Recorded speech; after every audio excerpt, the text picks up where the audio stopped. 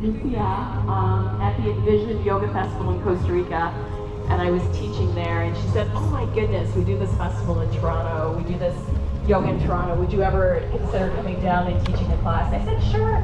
On the weekends I'm visiting my family, I'd be happy to come out and share yoga.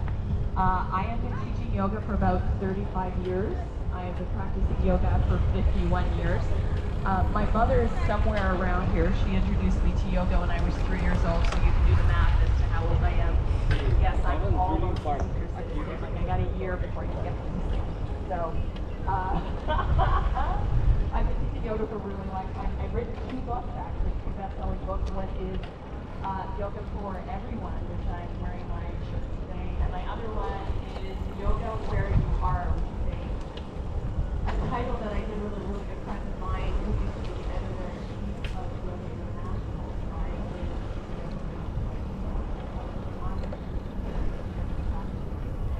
A couple of pointers. I love that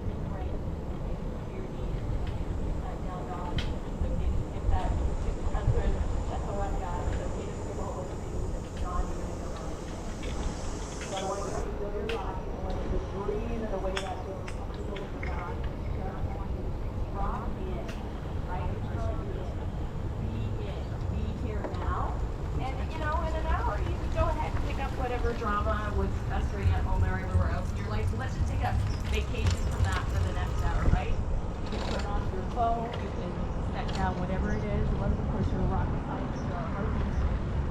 So otherwise, maybe you don't need to be on the phone, or perhaps you left your digital. I get that.